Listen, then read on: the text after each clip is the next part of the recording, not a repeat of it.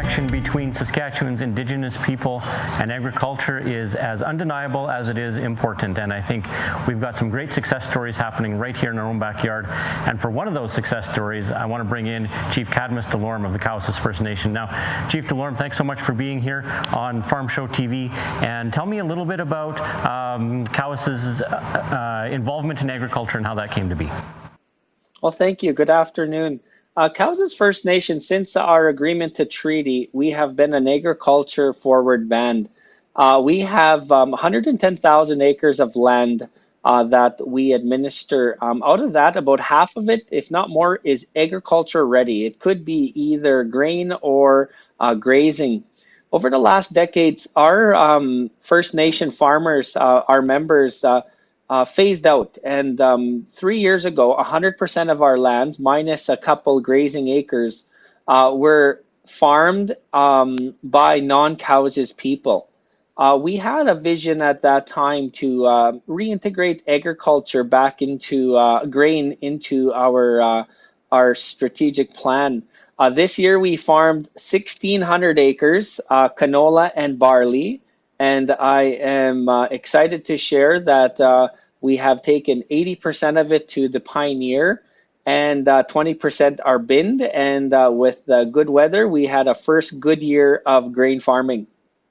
Well, that's excellent news. And I think, when we first spoke about this, it was at Agribition's Indigenous Agriculture Summit, and there were certainly some high hopes for this project. And I think in the spirit of economic reconciliation, which we talked about, tell me about the expansion of that business and the expansion of agriculture as an Indigenous-owned and Indigenous-led industry.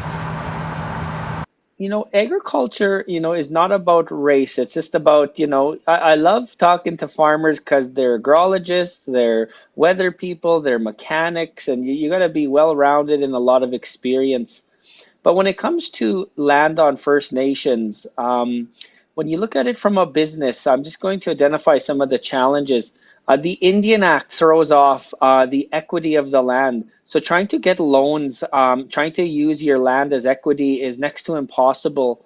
And so in order to be a startup business, you have to really think creatively on how to use assets to gain more assets. And so we figured out a couple approaches. And so we farmed our 1,600 acres successfully this year. We understand that we don't have the knowledge directly as much.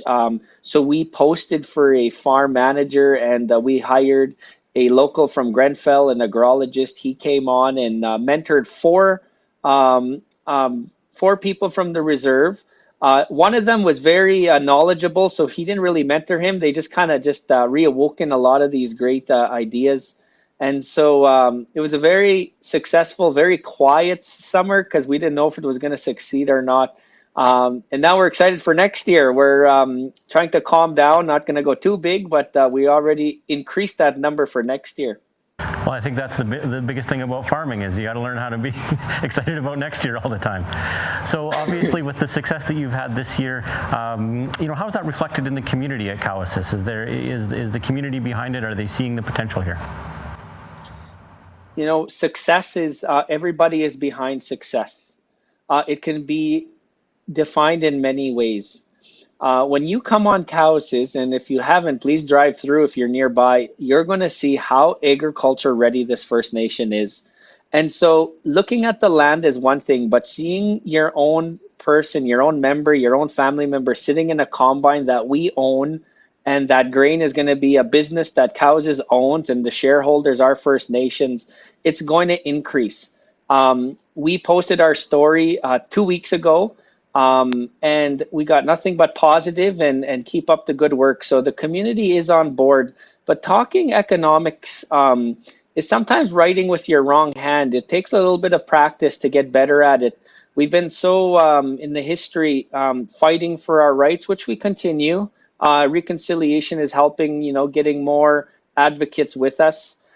Policy, we've been policied so much in the last decades, it just kind of hinders us. And lastly, the Indian Act is one of the worst legislations for economics. But, this is an agriculture show, so I'm not going to get into the legislation. But, transitioning the mindset to think economics is a success. And, we're believers on cows is when your children wake up and watch your parents get ready for work, you can change a lot in one generation. And, we're not ignorant of our past, but we're excited for our future, and land is going to be a part of that.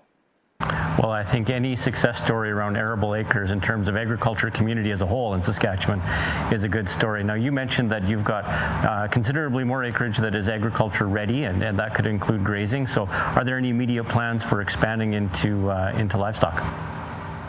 Yeah, so Cowessnes food sovereignty is what we title it internally. We've had Angus beef ranch since about 2006. In the last 4 years, we start to look at it more as an economics. And so we reintroduced some bulls, and then we kind of bulked up our stock we have. We locally currently take it just to the local auctions, and so we look to expand. So that has been there. But with the land that we got grazing land. We have a lot of land, and we'll always lease out our land to non-First Nation farmers or non-Cowessnes people.